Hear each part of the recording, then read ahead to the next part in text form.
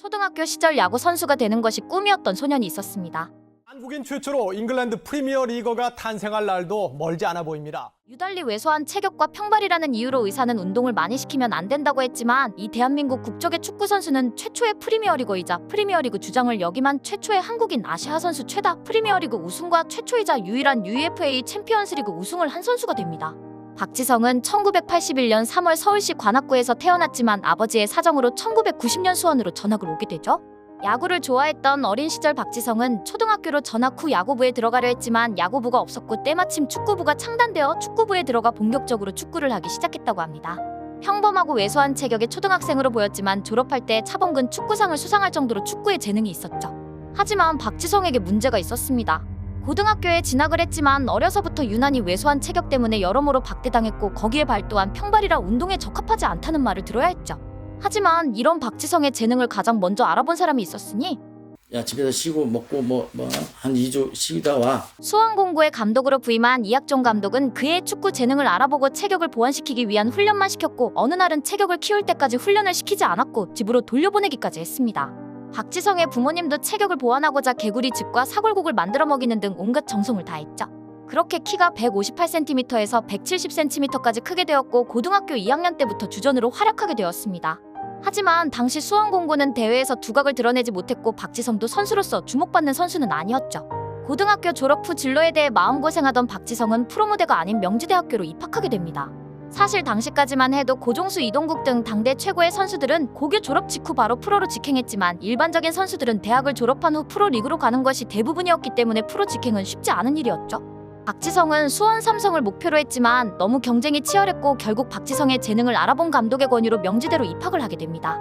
그 후 명지대 축구부가 전지훈련을 하던 중 박지성은 우연히 자신의 실력을 보여줄 기회가 생기게 되었죠. 2000 시드니 올림픽 대표팀과 친선 경기를 하게 되었는데 왼쪽 윙백으로 출전해 70m를 홀로 드립을 질주하며 당시 올림픽 대표 5명을 제친 후 골을 넣자 당시 대표팀 감독이었던 허정무는 박지성의 재능을 확신하며 올림픽 대표로 뽑았습니다. 공격형 미드필드를 보면서 일단은 골에 직접적인 도움을 줬다는 데 만족을 하고 있습니다. 그렇게 우연한 기회에 올림픽 국가대표가 된 박지성. 하지만 올림픽 대표 생활은 그리 쉽지만은 않았습니다. 작은 체격에 이리저리 분주하게 뛰어다니기만 하는 걸로 보였고 헛발질을 하는 등 이런 좋지 못한 모습에 일부 언론에서는 허정무 감독이 뇌물을 받았다는 등 말들이 많았던 박지성의 무명 시절이었습니다. 이후 각급 국가대표팀에서 여러 포지션을 거쳐 2000년 고교 시절 목표로 했던 수원 삼성 드래프트 지명을 포기하고 제1리그에 도전을 하게 되죠. 여러 구단에서 제의가 있었지만 교토퍼플 상가는 연봉 약 5천만 엔, 하나 약 5억 원가량을 제시했고 당시 K리그 최고 연봉자였던 최용수의 연봉보다 1억 원이 많았습니다. 당시 한국 선수 최연소 해외 진출 기록으로 교토퍼플 상가에 입단한 박지성. 그리고 시간이 흘러 수줍고 내성적이었던 박지성 인생을 송두리째 바꿔줄 기회의 시기가 찾아옵니다. 2002 피파 한일 월드컵이었죠.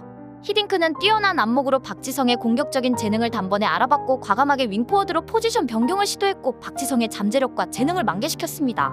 이런 히딩크 감독의 기대 속에 박지성은 180도 달라졌고 경기장 밖에선 조용했던 애가 경기가 시작되면 날뛰기 시작했죠. 잉글랜드와의 평가전에서 헤딩골을 꽂아넣고 며칠 뒤 프랑스와의 평가전에서 중거리 슛으로 동점골을 만들어내는 등 미친 활약을 하며 2002 한일 월드컵을 예열하며 기대하게 했습니다. 그리고 대한민국 축구 역사에 뽑히는 골인 동시에 박지성 인생 최고의 골 중 하나인 포르투갈전 골이 터졌습니다. 이영표의 크로스를 받아 가슴으로 트래핑 후 오른발로 공을 터치 후 왼발 슛으로 결승골이자 16강을 확정 짓는 골을 꽂아 넣었죠. 그리고 자신을 믿고 알아봐준 히딩크 감독에게 안기게 됩니다. 2002 월드컵에서 눈부신 활약을 했고 대한민국 최초 월드컵 4강 신화를 쓴 국대의 멤버로 한국에서 까임 방지권까지 획득한 박지성은 월드컵 후 다시 교토퍼플 상가로 복귀했습니다. 그리고 천황배 JFA 전 일본 축구 선수권 대회를 우승으로 이끌었죠. 여기서도 박지성은 훈훈한 전설을 쓰게 되는데 결승전 당일인 1월 1일은 박지성이 선수 계약이 만료된 이후로 교토퍼플 상가는 결승에 갈 것을 예상하지 못하고 선수 계약을 했습니다. 박지성은 계약이 만료되었음에도 전 소속팀을 위해 돈을 받지 않고 뛰었고 0대1로 뒤지던 후반 헤딩골로 동점을 만들고 동료의 킬패스에 결국 2대1 역전승을 만들었죠. 이 우승은 구단 역사상 유일한 우승컵이며 구단 공식 스폰서인 교세라의 창업주는 어딜 가든 응원하겠다, 언젠가 반드시 돌아와달라, 절름발이가 되어 돌아와도 받아주겠다라는 명언을 남기기도 했습니다.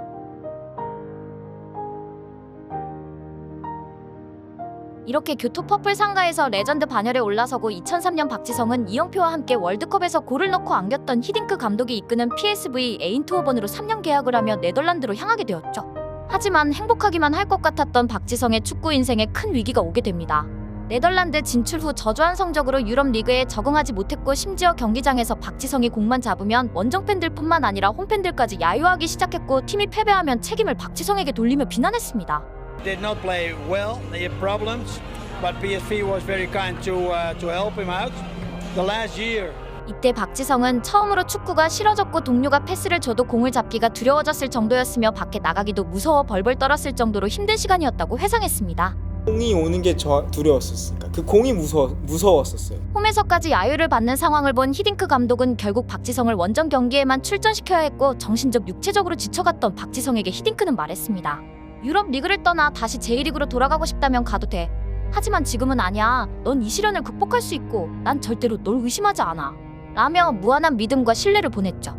그리고 03-04 시즌부터 네덜란드 리그에 완전히 적응하며 좋은 활약을 하기 시작했고 04-05 시즌 에레디비시 리그 독주에 공헌함과 동시에 UEFA 챔피언스 리그에서 철의 수비를 펼치던 AC 밀란을 상대로 역사적인 한국인 챔스 본선 첫 골이자 아시아 선수 첫 골을 기록하며 전 유럽의 주목을 받기 시작했고 야유하던 에인트호번 팬들도 박지성을 인정하고 환호성과 함께 응원가를 만들어 부르기 시작했죠.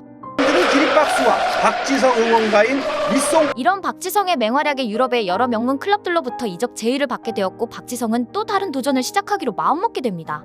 뭐 어떻게 될지는 아직까지 모르고요.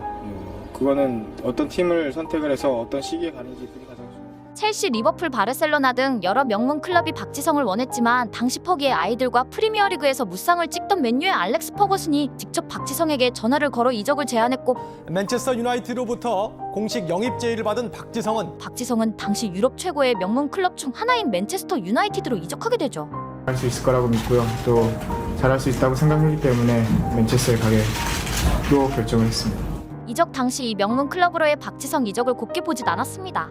아시아 마케팅 차원에서 유니폼 8위로 영입했다. 라이언 긱스의 백업이다.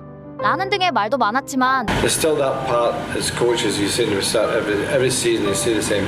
Well, for all right with injuries. 05-06 메뉴에서 첫 시즌이 되자 박지성은 자신을 증명하듯 전설적인 선수 판니스텔로이, 웨인 루니와 찰떡궁합을 과시하며 이타적인 플레이로 팀원들에게 인정받는 등 좋은 활약을 했고 크리스티아노 호날두도 동시에 기량이 만개하기 시작했죠. 하지만 프리미어리그는 명성에 걸맞게 거칠었습니다. 06-07 시즌 토트넘전 발목 부상으로 3개월을 결장해야 했고 이후 박지성 축구 인생의 큰 학제가 되는 무릎 연골이 파열되는 큰 부상까지 당하며 시즌 아웃되었죠. 하지만 노력과 근성의 박지성은 쉽게 주저앉지 않았습니다.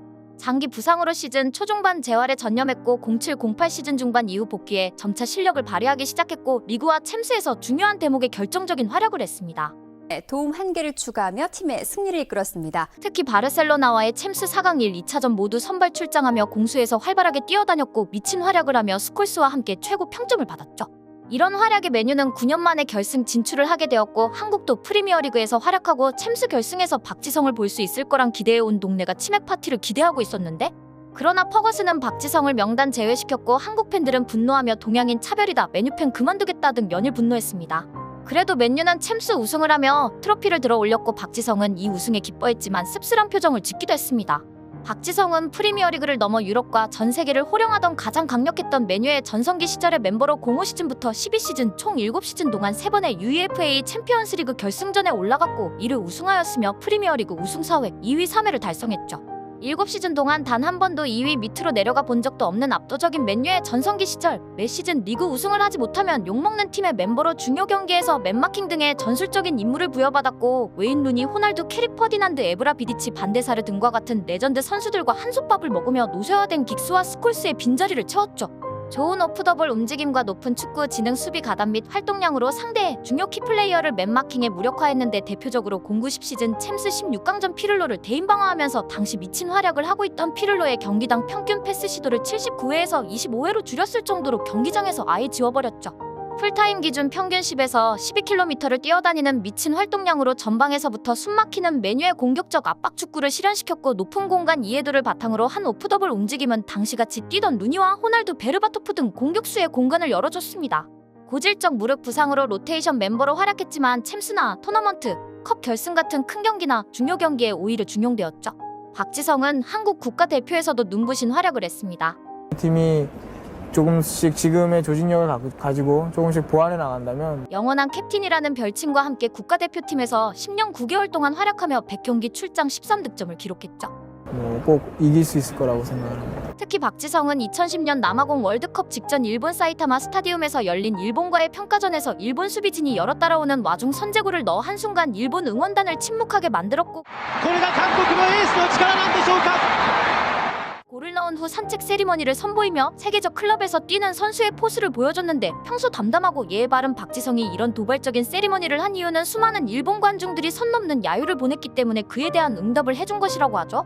여담으로 박지성은 페널티킥 차는 것을 싫어했는데 이는 학창시절 승부차기에서 사연속으로 실축한 적이 있다고 하며, 그래서인지 2011년 아시안컵 4강에서 만난 일본과 2대2 무승부 상황 승부차기에서 박지성은 키커로 나서지 않았고 손흥민의 우승의 꿈이 날아갔다죠. 이 당시 손흥민은 박지성이 승부차기에서 나서주길 바랬다고 합니다. 우스갯소리로 전 아직 지성이 형을 되게 많이 원망하고 있고. 아무튼 레전설 박지성에게도 은퇴의 시기가 다가오게 됩니다. 만 29살에 이른 나이에 국가대표 은퇴를 결심하게 되죠. 가장 큰 이유는 역시 좋지 않았던 무릎 때문이었고, 부상을 입은 후 몇 차례의 수술로 인해 장거리 비행을 하면 무릎에 물이 차는 일이 반복되었습니다. 결국 2015년 더 이상 선수로 활동하기 힘들었고 현역 은퇴를 발표하죠. 박지성의 경기를 보면 정말 몸을 사리지 않고 열심히 뛰었고 때문에 이른 나이에 은퇴할 수밖에 없었다는 게 느껴집니다.